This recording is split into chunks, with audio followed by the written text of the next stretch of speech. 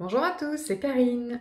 Alors pour cette toute première vidéo de la nouvelle année 2021, j'ai eu envie d'aborder un thème qu'on m'a demandé plusieurs fois, qui est l'envoi de soins à distance, notamment quand on n'est pas initié au Reiki et qu'on n'a pas les fameux symboles nécessaires à l'envoi à distance. Alors, pour commencer, je vais déjà vous donner quelques conseils. Euh, Notamment si vous n'êtes pas encore habitué à travailler avec l'énergie, c'est peut-être un peu tôt pour envoyer déjà des soins à distance. Il vaut mieux vous familiariser déjà avec le concept d'énergie, qu'est-ce que l'énergie, comment on travaille avec, d'où elle vient, que sont les chakras, etc., etc. Alors pour ça, je vais vous inviter à regarder le tuto que j'ai fait qui s'appelle Apprendre à travailler l'énergie pour les débutants. Donc j'essaierai de mettre un lien ici ou là ou dans le descriptif de la vidéo si vous voulez. Donc je vous invite vraiment dans un premier temps afin de ne pas avoir à répéter les mêmes choses que j'ai déjà dites dans cette précédente vidéo. Je vous invite à aller voir déjà cette vidéo qui va vous enseigner le b.a.-ba du travail énergétique. Vous pouvez aussi, pour en savoir un peu plus sur les chakras, bien que on n'en ait pas forcément besoin dans le travail à distance, vous pouvez aller voir la vidéo Apprendre à harmoniser ses chakras. De toute façon, c'est toujours bon pour travailler sur soi, se faire des soins, pour veiller au bon fonctionnement de son système énergétique. C'est toujours intéressant, avant de s'occuper des autres, de commencer par s'occuper de soi-même. Vous savez, les guides le disent très souvent, pour guérir le monde, il faut commencer par se guérir soi-même. Voilà. Donc ça, c'était la petite parenthèse déjà pour qu'on puisse commencer cette vidéo dans de bonnes conditions. Je vais donc vous donner les conseils et vous expliquer ma façon, comme d'habitude, ce que je transmets, c'est ma façon de travailler. Je n'ai pas la science infuse, je ne dis pas que ce que je fais c'est idéal ou pas, je vous dis juste voilà comment moi je travaille, ça fonctionne. Après, ça sera à vous éventuellement de faire les choses comme vous avez envie de les faire. Donc, vous avez envie d'envoyer un soin à distance à une personne que vous connaissez ou pas d'ailleurs, et vous ne savez pas comment faire. Alors, la première chose, ça va être, et qui est très très importante, ça va être avant tout travail énergétique, ou même avant de commencer à, si vous avez envie de canaliser un message, etc. La toute première chose à faire, c'est s'ancrer, se protéger, et après on peut commencer. Donc, vous allez avoir besoin d'être au calme. Voilà, essayez de prendre le temps de vous préparer, d'être seul, d'être disponible pour pouvoir canaliser cette énergie que vous allez devoir redonner à votre tour. Je vous l'ai dit, on ne va pas travailler avec le Reiki cette fois-ci puisque vous n'êtes pas forcément initié. Ou alors vous êtes initié au premier degré, vous n'avez pas encore eu les symboles, donc vous ne pouvez en théorie pas pouvoir envoyer. Donc on ne va pas travailler avec l'énergie Reiki, on va travailler avec l'énergie divine, on va dire, l'énergie céleste, l'énergie des êtres de lumière, qui va passer à travers vous et qui va pouvoir être envoyé à la personne qui en aura besoin.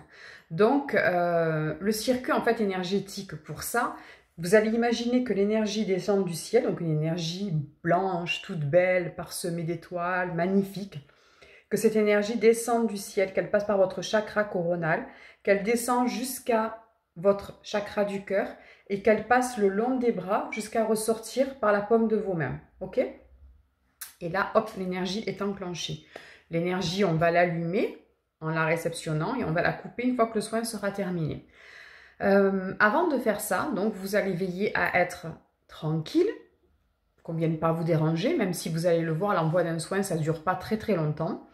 Vous allez mettre une petite bougie pour purifier l'atmosphère et puis pour accueillir les êtres chez vous et puis pour apaiser. Vous allez, moi j'aime bien mettre mes écouteurs et une musique voilà, qui me plaît, qui permet de me détendre et qui me permet d'être, voilà, même de monter les vibrations finalement. Et dans un premier temps, donc vous allez faire plusieurs respirations pour déjà vous préparer à envoyer ce soin, d'accord?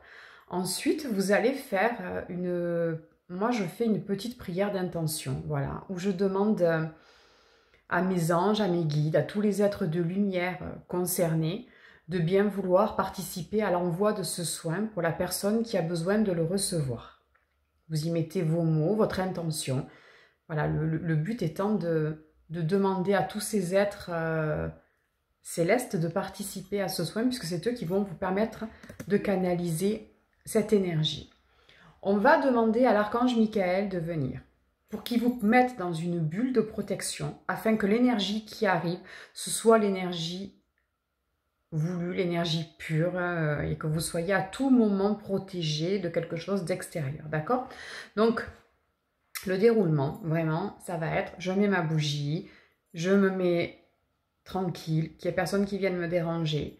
Je vais prendre mes écouteurs et mettre de ma petite musique. Mais ça, si vous n'avez pas envie, vous ne le faites pas. Hein. C'est vraiment ma façon à moi de faire. Je ne sais rien faire de toute façon sans musique. Hein. Donc forcément, moi, je vais commencer par ça.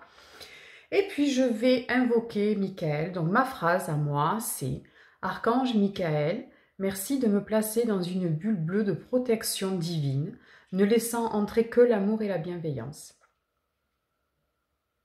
Merci de me protéger, merci de me seconder. Je demande à tous les êtres de lumière concernés par X, donc la personne qui va recevoir le soin, de bien vouloir participer à ce soin à distance et de faire de moi un canal de communication et de guérison divin limpide, aimant et toujours dans la bienveillance.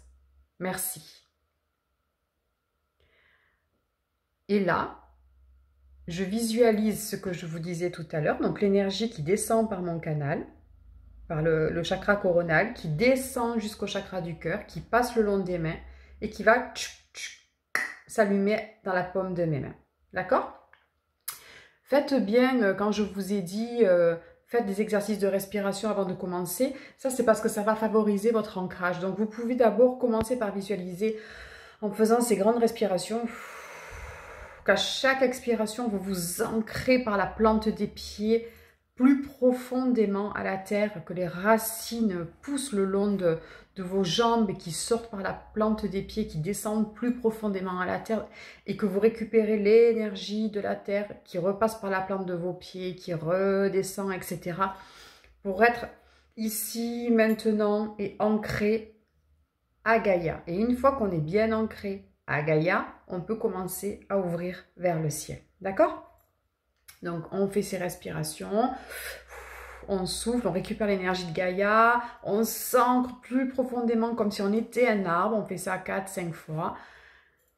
On invoque Michael, on fait la prière d'intention, on invoque les êtres de lumière pour qu'ils participent et on va récupérer l'énergie. Donc, l'énergie, elle est dans la paume de nos mains. Qu'est-ce qu'on va faire à ce moment-là? Alors, il y a plusieurs petites choses. Déjà, vous connaissez la personne à qui vous allez envoyer le soin. Ce que je vous recommande de faire dans un premier temps, tant que vous n'êtes pas forcément encore bien habitué. Ne commencez pas à envoyer peut-être des soins à quelqu'un que vous ne connaissez pas. Donc, si je connais la personne, je ne vais pas avoir forcément besoin d'un papier pour noter les informations. Je vais juste mettre mes mains en coque, comme ça. Voilà. Je vais me concentrer, je vais fermer les yeux et je vais commencer mon envoi. Alors, qu'est-ce que je fais pendant cet envoi? Essayez de ne pas vous impliquer. Je sais que ce n'est pas évident, surtout quand on le fait à quelqu'un qu'on connaît, mais essayez de ne pas vous impliquer. Ce que vous pouvez faire pendant ce moment, alors le soin, on l'envoie pendant entre 5 et 10 minutes environ. On va se concentrer pendant 5 ou 10 minutes. Vous pouvez faire des visualisations. Par exemple, imaginez que la personne elle a rétréci, qu'elle est à l'intérieur de la paume de vos mains et qu'elle est dans un cocon de lumière qui la berce et qui l'entoure. Et c'est tout. Vous pouvez imaginer que la personne, c'est une rose et qu'elle est en train de se faner, qu'elle est toute raplapla et que vous allez visualiser l'énergie qui tourne autour de cette rose et qui va faire que la rose va s'ouvrir et qu'elle va devenir très très belle, tout à fait brillante et que les pétales seront magnifiques. Vous pouvez laisser venir ce qui va venir tout seul à vous, les images qui vont venir toutes seules à vous. Moi, je sais que au début de ma pratique, je voyais très souvent les personnes à qui j'envoyais les soins dans la position du lotus, sous une cascade d'énergie. Et l'énergie leur tombait dessus et les remplissait. Le but étant de ne pas focaliser sur un point en particulier. Si par exemple on vous demande de faire un soin parce que la personne elle a mal, je sais pas moi, à l'épaule, à la tête, ou qu'elle est malade, ou on va avoir tendance à aller directement à ce point-là. Sauf que vous ne savez pas pourquoi elle a déclenché cette douleur-là. Et la douleur au genou, à l'épaule, au pied, à la hanche, elle peut venir d'un problème émotionnel qui est caché derrière. Donc, si on envoie dans la globalité de l'énergie, d'accord, sur le corps vraiment énergétique de la personne, au lieu d'envoyer sur une partie bien précise du corps physique, vous avez plus de chances que le problème se résolve facilement. Puisqu'un soin énergétique, c'est un soin holistique. C'est un soin qui va se transmettre sur tous les plans de la personne, sur le plan physique, sur le plan psychologique, émotionnel et énergétique. Donc, ce serait dommage de ne focaliser que sur un point, alors que l'énergie sait ce qu'elle va avoir à faire et que peut-être qu'il y a un blocage lié à une situation qui est mal vécue, à un problème de l'enfance, à quelque chose qui peut même être karmique, et qu'à ce moment-là, vous risquez de passer à côté si vous n'agissez que sur le plan physique. Donc vous vous mettez vraiment en retrait et vous envoyez l'énergie pendant 5 à 10 minutes. Alors, c'est pas forcément toujours évident de tenir 5 à 10 minutes quand on l'a jamais fait. Donc, essayez d'être dans l'amour, essayez d'être dans le calme, focalisez sur votre respiration, imaginez voilà, de l'énergie, imaginez des vagues de rose, des vagues d'amour, vous verrez, ça va venir tout seul. Mais voilà, essayez de ne pas focaliser vraiment sur la personne. Une fois que mon soin est terminé, je vais couper l'énergie, je vais remercier les êtres de lumière d'avoir assisté à ce soin. Donc ma façon de couper l'énergie, et je la renvoie au ciel. Et je prends 1 ou 2 minutes pour remercier tous les êtres de lumière qui m'ont accompagné, l'énergie qui a bien voulu venir. Et vous reprenez votre journée. D'accord? Quelques petites règles. On n'envoie jamais de soins à une personne qui ne l'a pas demandé. On n'est personne pour savoir que elle a besoin d'un soin, il a besoin d'un soin et je sais que je pourrais l'aider à se sentir mieux. Vous pouvez proposer, dire voilà, si tu veux, moi je peux éventuellement t'envoyer de l'énergie, vous lui expliquer comment ça va fonctionner. Si la personne vous dit non, c'est non. Vous n'avez pas à aucun moment le droit d'être invasif et d'envoyer de l'énergie si la personne ne doit pas en recevoir. Ok? Donc même si c'est pour votre fils, votre fille, votre mari, s'il n'a pas envie, ça lui appartient, c'est entre ses guides et lui, vous ne pouvez pas. Attention de ne pas trop vous impliquer parce que le fait de vous impliquer, de ne pas vous mettre en retrait, c'est la meilleure façon pour que vous transmettiez à la personne une bonne énergie et que vous vous retrouviez avec le mal que lui avait à la base. Donc toujours en retrait. Si vous êtes trop impliqué émotionnellement, demandez à quelqu'un d'autre de le faire pour vous. Ne le faites pas. Sur la durée, vous envoyez votre soin. Et puis le lendemain, vous dites à la personne, comment tu vas? Est-ce que ça va mieux? Comment tu te sens? Vous faites le point simplement avec elle. Est-ce qu'il faut, si vous voyez qu'elle vous dit, ça va mieux, mais bon, c'est pas encore ça, vous recommencez un soin le lendemain, vous pouvez envoyer un soin pendant 4, 5, 6 jours, si vraiment c'est quelque chose qui est là depuis un moment, et vous envoyez un petit message en disant, alors voilà, comment tu te sens? Est-ce que ça va mieux? Etc. Vous faites le point pour voir comment la personne se sent. Et puis quand elle vous dit, écoute, ça va, j'ai plus rien, vous arrêtez. D'accord? Qu'est-ce que je peux vous dire d'autre par rapport aux soins? Prenez le temps de parler de la crise de guérison. Ne faites pas de soins, que ce soit en direct ou que ce soit à distance, si la personne ne sait pas qu'il peut éventuellement y avoir une crise de guérison. Vous savez, la crise de guérison, j'en parle dans les vidéos, justement, j'en parle quand on fait des soins collectifs, quand je fais les formations. La crise de guérison, ça peut être une réaction aux soins, c'est-à-dire que la personne peut se sentir mal, se mettre à pleurer, ou même dans les jours qui suivent. C'est pas forcément dans les heures qui suivent, ça peut être dans les jours qui suivent. Avoir la nausée, mal à l'estomac, être complètement chamboulée, se sentir fiévreuse. C'est que c'est le corps qui réagit aux soins qui a été envoyé. Il faut le dire parce que si vous ne les prévenez pas, ils risquent de ne pas comprendre pourquoi ils vivent tout ça et se dire non, mais les soins énergétiques, c'est la dernière fois que j'essaie. Alors qu'en fait, non. si vous le leur dites et que ça arrive, ils vont comprendre que c'est pas grave, que ça va passer, que le soin a juste eu un effet secondaire et que c'est pas important, ce n'est pas bien grave. Vous allez refaire un soin juste après et ça risque de rentrer dans l'ordre. Si la blessure de n'importe quoi, la crise de guérison arrive, expliquez-leur que c'est peut-être juste du fait de l'âme qui essaie de faire rentrer quelque chose, qui essaie de faire sortir quelque chose aussi, et le mental qui n'est pas OK. Dans ces cas-là, c'est l'âme qui a raison, elle sait ce qu'elle a à faire. Donc expliquez que la crise de guérison résulte juste d'un désaccord entre l'âme et le mental. Et que donc, il faut aller parler à l'âme et donner aussi au corps l'autorisation d'intégrer ces nouvelles énergies qui seront bénéfiques. Donc, vous pouvez dire à la personne de se mettre les mains sur le cœur, de se mettre bien droite, pieds nus, et d'aller dire à son corps: j'accepte l'intégration des nouvelles énergies, j'accepte l'intégration des nouvelles énergies, j'accepte l'intégration des nouvelles énergies. On va donner à notre corps, à notre âme et à notre esprit l'autorisation d'accepter tout ce qui est en train de se mettre en place. Ce n'est pas la peine de lutter. Et ça aidera la crise de guérison à passer. La crise de guérison n'est pas du tout obligatoire, elle est même rare. Mais si elle arrive, voilà la solution pour essayer de la faire passer et de l'intégrer.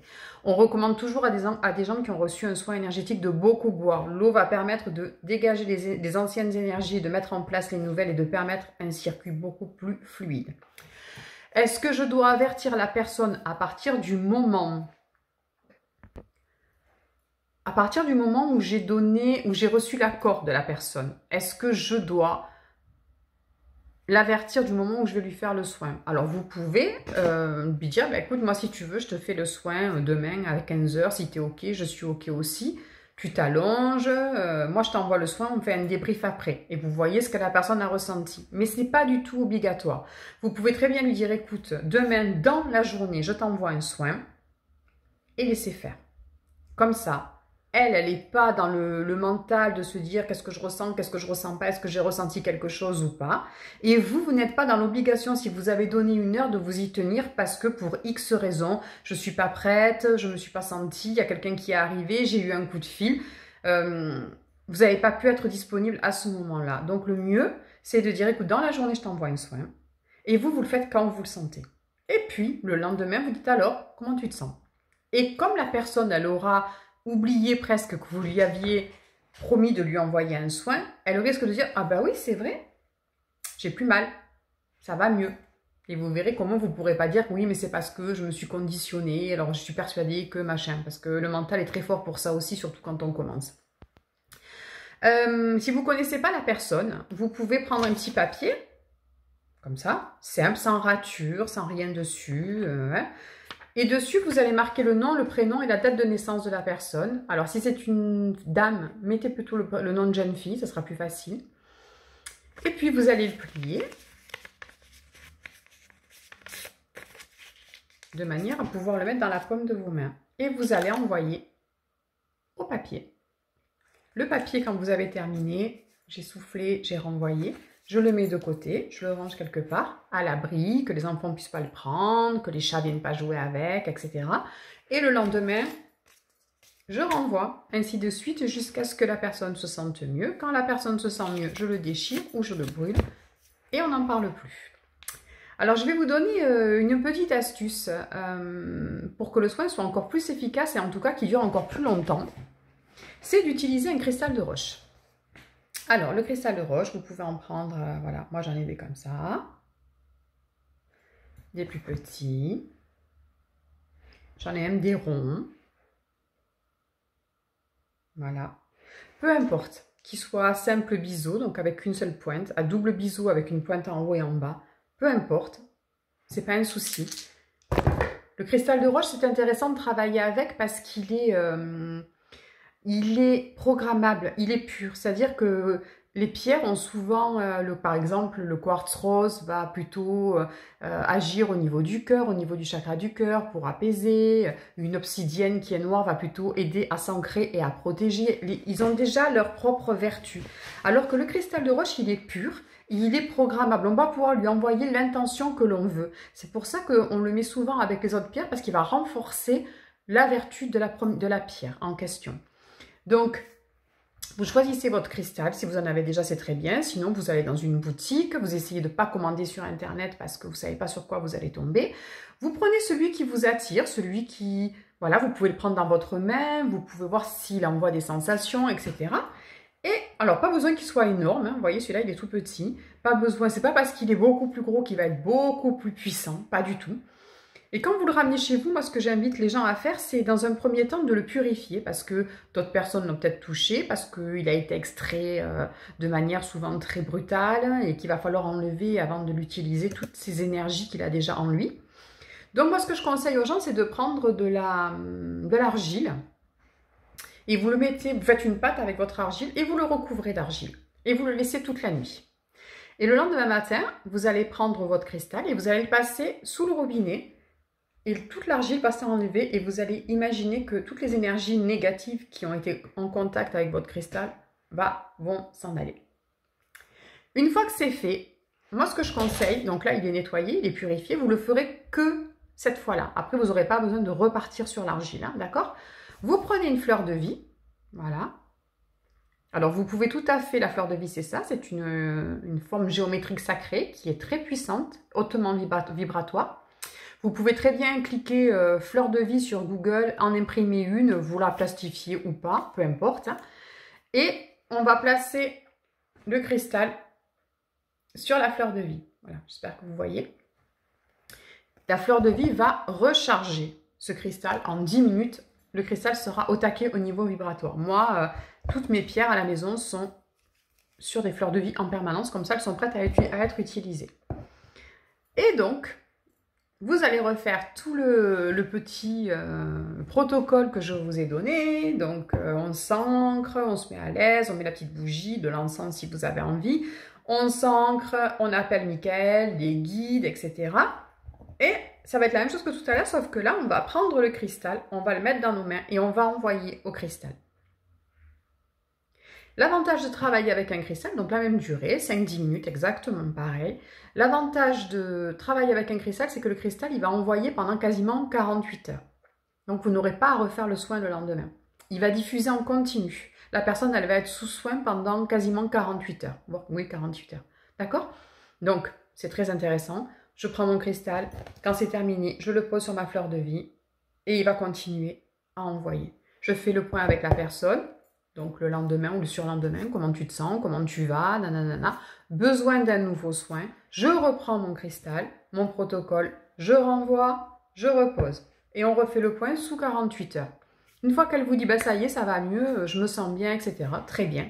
Moi, je prends mon cristal, je lui fais passer une nuit dans un verre d'eau.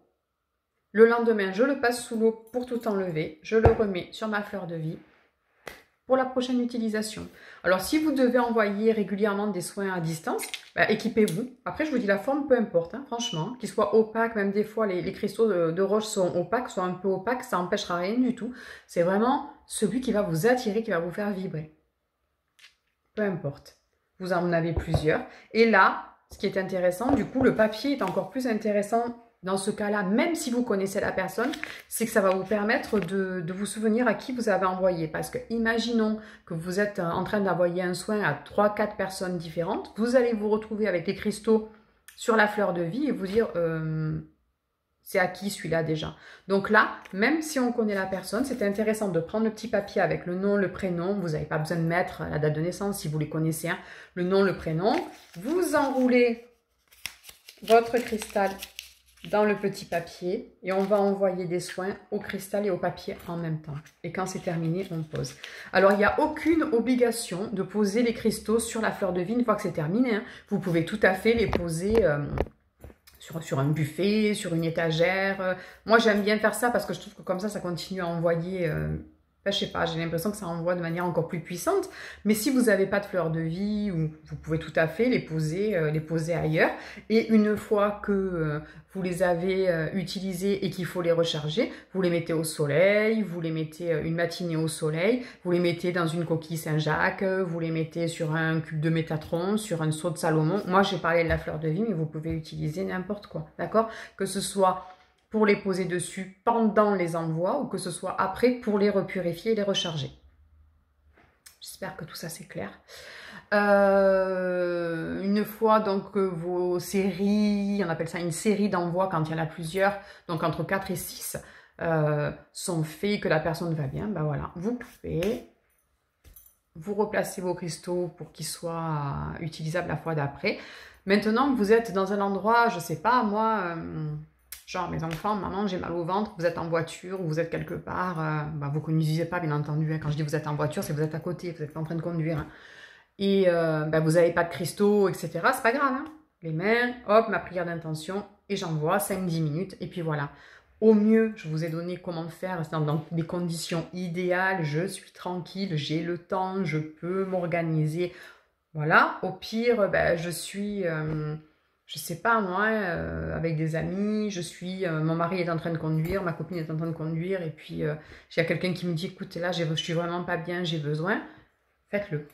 Voilà. Mais je rappelle, n'allez pas contre la volonté des gens, vous n'êtes pas là pour imposer quoi que ce soit.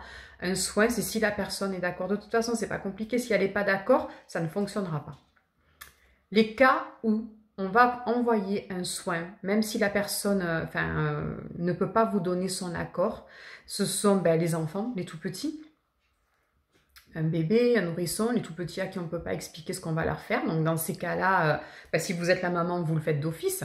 Et si vous n'êtes pas la maman, vous allez demander au moins à la maman du bébé si elle est d'accord pour lui envoyer un soin. On est d'accord, hein. Même là, hein, vous êtes la grand-mère, moi mon petit-fils, ma petite-fille, elle va pas bien, mais ma belle-fille, elle n'y croit pas. Vous n'avez pas le droit d'aller contre la vie de la maman. Hein. Une personne qui n'est pas capable de prendre la décision, c'est-à-dire quelqu'un qui a Alzheimer, par exemple, voilà, qui ne sait pas trop. Donc, elle ne va pas être capable de vous dire « oui, je suis d'accord ». Une personne qui est dans le coma et que vous allez vouloir aider. Donc, dans ces cas-là, ce que vous allez faire, c'est que vous allez envoyer, dans ces 3 cas-là, vous allez envoyer, donc le même principe que depuis le début, vous allez envoyer l'énergie et là, vous allez rajouter une petite phrase pour dire « voilà, merci de m'accompagner pendant ce soin à distance pour le plus grand bien. » Ah oui, j'aime bien cette phrase-là. Pour le plus grand bien d'un tel, en harmonie avec l'univers. Ça veut dire que quoi qu'il se passe, ça va être fait pour son plus grand bien et en harmonie avec l'univers. Ça va rajouter cette dimension où voilà, c'est l'univers qui est décisionnaire. Donc, pour le plus grand bien d'un tel, en harmonie avec l'univers, puisque l'univers sait exactement ce dont la personne a besoin. Si cette personne, pour une raison X ou Y, ne peut pas recevoir ce soin, eh bien, que cette énergie soit envoyée à un endroit où elle sera accueillie avec plaisir. Voilà ce que vous pouvez rajouter. Je pense que j'ai fait le tour de tout ce que j'avais à vous dire concernant les soins à distance. J'espère que j'ai été assez claire. Si vous avez des questions, n'hésitez pas sous la vidéo ou à me contacter via mon adresse mail pour que je puisse vous donner plus de renseignements. Je vais vous laisser pour aujourd'hui. Si vous avez des idées de tutos, de vidéos que vous aimeriez voir, n'hésitez pas non plus à me les mettre sous la vidéo. Je ne sais pas toujours forcément de quoi parler, donc vous voyez, celle-là, c'est parce qu'on me l'a demandé. Donc voilà, les conseils et les idées sont les bienvenus. Je vous rappelle que vous pouvez suivre mon actualité sur le site internet karine-du6angelothérapie.com. Vous pouvez vous y abonner aussi à la newsletter si vous voulez être au courant de tout ce que je propose, des soins à distance, des formations, etc. Et puis je vais vous laisser en vous souhaitant une très très belle journée, en vous disant à très bientôt. Au revoir!